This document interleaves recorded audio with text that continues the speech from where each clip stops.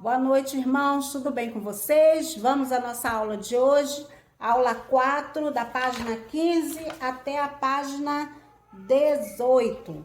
Essa aula 4, ela é uma revisão através de exercícios das aulas anteriores, da aula 2 e da aula 3, que fala justamente sobre aquele livro que a gente, estava acompanhando nessas duas últimas aulas. Então, a atividade número 1 fala de sonho.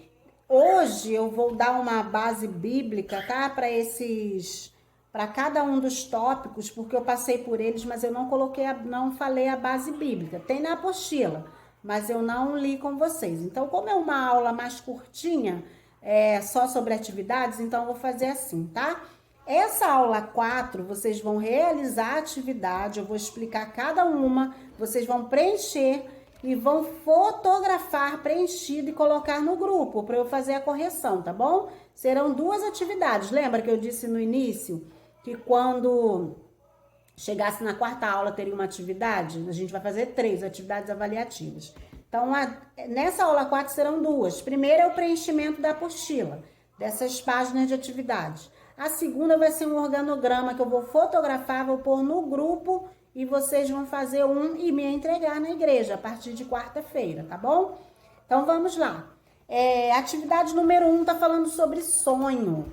O sonho a gente pode pensar também como metas a alcançar, tá bom? Então, lá em Provérbios 19, 21 fala assim: muitos são os planos no coração do homem, mas o que prevalece é o propósito do Senhor. Provérbios 16, 3 também diz: consagra ao Senhor tudo que você faz e os seus planos serão bem-sucedidos. Então, assim, quando você pensar na atividade do sonho, primeiro você ora, consagra ao Senhor o seu sonho, seja o seu sonho aqui como líder de célula, seja o seu sonho na sua vivência pessoal, tá? Então, atividade de um sonho, aí vocês vão lendo e vão preenchendo de acordo com o que vai sendo pedido aí, tá bom? Atividade número 2, página 16, é a oração. A oração, a irmã dela sempre fala, a oração de um justo pode muito em seus efeitos. Mas aí eu trouxe também um versículo bíblico que diz assim: e tudo o que pedirem em oração, se crerem, vocês receberão. Então a gente precisa orar. A oração só tem uma perguntinha aí, tá? Qual o seu horário diário de oração? Porque a gente tem que ter um devocional diário, né? Oração é diário e é o tempo todo também. Mas qual o seu horário específico? Quanto tempo de oração por dia? Que lugar você utiliza para orar? Claro que quando a gente ora, às vezes a gente está no ônibus, a gente ora, a gente está em pé numa fila do banco, a gente ora, a gente está no trabalho. Mas qual é o horário específico, o seu lugar específico para orar? E qual é o seu plano de oração, tá bom? Atividade 3 é o convite. Convite também tem base bíblica. E o ide de Jesus? Ide por todo mundo, né? Então, assim, nada mais é que o evangelismo, porque a célula da nossa igreja é célula evangelística. Então, o ide, cumprir o ide, convidar, também é com base bíblica, tá bom? Então, o seu horário semanal para convidar pessoas. Quantas pessoas você convida por semana, tanto para estar na célula ou para aceitar Jesus ou ir para a igreja? Quanto tempo você gasta convidando pessoas? Quem que você pode convidar? Familiar, amigo, vizinho? Você pode pôr o nome de alguém, uma meta que você tenha de convidar para participar da sua célula. Família, amigo e vizinho. Colega de trabalho da escola. Membros da igreja que não estão em célula também precisam ser convidados. Visitantes de culto de domingo, ficar atento. Quem é visitante? Quem está visitando aí? Levantou a mão? Olha, fica atento no final do culto, tendo a oportunidade, vai lá e pergunta: irmão, você é de alguma igreja? Você já participa em célula? Convida para sua célula. A pessoa que eu darei atenção especial essa semana, às vezes é um irmão da célula ou alguém que você conhece que está precisando de uma palavra. Então, quem vai ser nessa semana? Então, assim, é bom a gente escrever para a gente não esquecer, porque se a gente não faz uma rotina, um planejamento, a gente acaba não cumprindo, tá? E o meu plano é o quê? Qual é o seu plano em relação ao convite? O que você vai fazer? Você vai fazer um cartãozinho, vai dar uma balinha, ou você vai sair? O pastor uma vez falou que ele passou um bom tempo pescando com uma pessoa antes de falar de Jesus? Qual é o seu plano para convidar alguém a aceitar Jesus? Atividade número 4 é o contato. O contato, eu peguei um versículo em Romanos 12:10. Dediquem-se uns aos outros com amor fraternal. Prefiram dar honra aos outros mais do que a vocês. Então, assim, é a gente se dedicar ao outro, a fazer contato com o outro, tanto membro da célula quanto aquela pessoa que você está querendo ganhar para Jesus. Então, qual é o seu plano de contato de um líder eficaz para uma célula eficaz, né? Os principais momentos de contato semanal. Parece muito com o convite, tá? Mas aí você convidou, está na célula. O contato é quando a pessoa já pertence à sua célula, né? Por quanto tempo você faz contato com o seu membro da sua célula? Seu alvo de contato para convidar por semana, ou seu alvo de contato para você falar com a pessoa por semana, quantos minutos por semana? Você tem um caderno para anotar os contatos semanais? O principal meio de contato, qual é? Por telefone, é por WhatsApp? É ligando, indo na casa? E as perguntas que mais gostei para iniciar uma conversa. Aí tem um exemplo, como você está? Tudo bem? Dá um abraço, que saudade. Alguma coisa assim para você iniciar a conversa para contato com o seu membro de célula ou com alguém que você está querendo convidar, tá? Aí lá embaixo tem um quadro. Vou distribuir os contatos pelos membros mais firmes da minha célula da seguinte forma. Quem é o líder? Você. Aí, os outros líderes. Quem são os membros? Quem é o líder, na verdade? O líder é você. No quadro de baixo, você tem que colocar o seu líder em treinamento. Porque eu acho que eu não cheguei a falar, mas vocês aprendem lá em formação 1, que o líder tem que ter um líder em treinamento. Acho que eu acabei falando, foi no mentoreamento na última aula. Então, assim, líder, que é você, já está escrito aí. Quem é o seu líder em treinamento? Coloca abaixo aí do líder. Quem são os membros da sua célula? Escreve lá no outro quadrante. E você vai distribuir como? Que dia? Por exemplo, na segunda-feira você vai fazer contato com fulano. Na terça eu vou falar com ciclano. Na quarta eu vou estar orando, vou conversar com... Entendeu? Você precisa distribuir que dia você vai estar em contato com os membros da sua célula, tá? Atividade número 5 é o preparo. Para o preparo eu separei também 2 passagens bíblicas. Primeiro é a parábola das 10 virgens, né? As 5 prudentes e as 5 loucas. Então, assim, a gente precisa estar preparado. A parábola das 10 virgens está lá em Mateus 25, de 1 a 4. E também coloquei como preparo as bodas de Caná. Olha aí, ó, João 2, de 1 a 11. Quer dizer, foi onde aconteceu, né, o que diz na Bíblia, que é o primeiro milagre de Jesus. Então, assim, aquele casal ou a família não estava preparada, tanto que acabou o vinho, né? Mas Jesus entrou, resolveu a solução. Mas se estivessem preparados, o vinho não tinha acabado. Então, o preparo é importantíssimo, importantíssimo, tá bom? As noivas, né? As noivas prudentes, eu coloquei como preparo para quê? Não era uma festa, mas a gente tem que estar sempre preparado para a volta de Jesus, tá?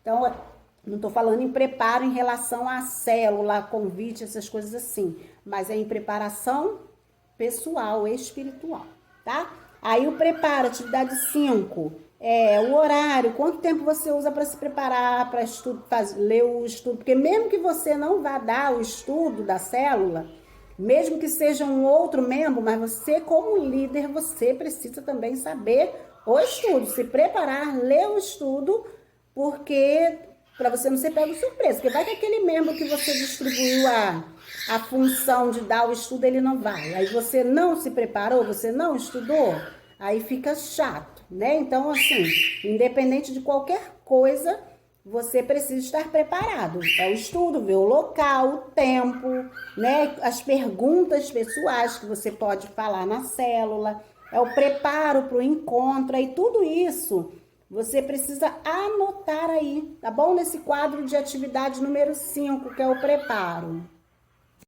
Atividade 6 é o mentoreamento. No mentoreamento eu não retirei um versículo, não separei um versículo só.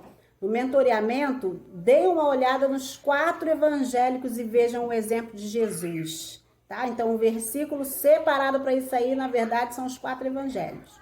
Mateus, Marcos, Lucas e João, veja o exemplo de mentoreamento de Jesus. O quadrinho do mentoreamento também é pequeno. Pessoas que estou mentoreando, quais são as pessoas que você está mentoreando? Escreve o nome delas aí. Quanto tempo por semana, quantas horas por semana você usa mentoreando essas pessoas? O local que você mentoreia é por onde? É pelo telefone? Ou você vai na casa? Ou é quando você encontra na igreja? Não sei. E passo que preciso trabalhar. Por exemplo, se passo que preciso trabalhar, se você está percebendo que está falhando em algo no mentoreamento, você anota aí para você lembrar o que você precisa melhorar em você e o que você precisa trabalhar também com o seu liderado. Atividade número 7, comunhão. Comunhão parece que comunhão parece que se confunde muito com o contato. Mas aí a comunhão aqui está dizendo depois que a pessoa já faz parte da sua célula, tá? O versículo que eu vou deixar também é nenhum, porque a comunhão, o versículo é, na verdade, o evangelho e toda a Bíblia. É o exemplo, de novo, de Jesus, que Jesus ele estava sempre assentando, comendo, confraternizando com seus discípulos, né? E aí, ele aproveitava também para mentorear, para ensinar, tá? Mesmo comendo. Aí, da mesma forma, lá no quadrinho da atividade 7 da comunhão, você vai colocar que itens. Aí, lá na frente, lá para trás, na apostila, tem algumas ideias que você pode utilizar para comunhão com os irmãos da célula. Tipo, lembra? Eu falei também ir ao cinema, fazer um churrasco, um festival de caldo, sentar só para bater papo. Aí você vai colocar 4 exemplos, tá bom? Olha lá na lista, escolha 4 e coloque aí. Planeja a primeira atividade e procura executá-la. Uma dessas 4 que você escolheu aí, que você achou interessante. Planeja e procura executar. Lembra que eu falei que não precisa ficar todo o tempo só no estudo da célula, mas você pode tirar, né, uma célula livre ou um dia para você fazer essa atividade divertida aí, tá bom? Aí, e a última de hoje, né, que é a atividade número 8, é o crescimento da célula. Eu tirei o versículo lá em Lucas 2:52. Jesus ia crescendo em sabedoria, estatura e graça diante de Deus e diante dos homens. Então, assim como a gente precisa crescer na fé, a nossa célula também precisa de crescimento. E o que a gente faz para crescer na célula e o que nós fazemos para crescermos também espiritualmente? Então, eu coloquei alguns exemplos. O que nos faz crescer na fé? Ir à igreja, ouvir a palavra, fazer estudo bíblico individual ou em pequenos grupos, ou de preferência das duas formas, o individual e em pequenos grupos, conversar com outros irmãos a respeito de Deus, orar e mais algumas outras coisas que a gente pode fazer para o crescimento espiritual. O quadrinho de atividades do crescimento da célula está aí. Alvos de crescimento. Vou crescer mentalmente ao fazer o quê? Ao ler o quê? Quantos livros? Ouvir ou assistir CD, DVD de pregação, quantos por dia, ou quantos por mês, ou quantos... Aí, segundo, vou desenvolver aptidão espiritual ao ler a Bíblia, quanto tempo, quantos minutos, quantos capítulos, e assim vai até o final, tá? Então, assim, esse estudo foi mais curtinho, né? Foi mais rápido. Eu digo mesmo, qualquer dúvida que tiver, pode perguntar no grupo, pode perguntar para mim no privado, tá bom? Não fique em dúvida, tá? A gente aprende juntos. Aí eu vou colocar já foto no grupo do organograma. Aí são 2 organogramas, tá, irmãos? Um é pessoal, o outro é em relação à célula. Você não precisa mandar para mim ou me entregar o seu organograma pessoal, não precisa. Agora, o da célula, aí sim você precisa me entregar, porque é ele que vai ser avaliado. Além da foto dessas atividades, a foto do organograma preenchido, tá bom? Agora, deixa eu só voltar aqui rapidinho no mentoreamento, que é muito importante, porque no discipulado, eu não sei se alguém aqui está fazendo discipulado, mas no discipulado vai pedir também algo muito parecido, tá? Então, já fica atento, né? Quem já tem alguém, um discípulo ou um discipulador, já coloca aqui. Aqui no caso, no mentoreamento, não está pedindo o discipulador, está pedindo um discípulo, né? Então, pensa aí, quem é que você está mentoreando? Ou, né, se for mais de uma pessoa, porque o pastor nos ensinou no discipulado, o pastor Rogério está ensinando certamente a mesma coisa, que a gente pode discipular no máximo 3 pessoas, igual Jesus. Quem é que Jesus discipulava? Pedro, Tiago e João. Ele tinha 12, mas aquele assim, que ele discipulava, aquele discipulamento individualizado, Pedro, Tiago e João. Então, assim, quais são as pessoas que você está mentoreando? Se você não está mentoreando ninguém, né, ou discipulando, que é bem parecido nesse caso, aí você procura saber e discipular, porque o que a gente aprende, a gente passa, tá bom? É assim que Jesus nos ensinou. Boa noite a todos, fiquem na paz do seu Jesus.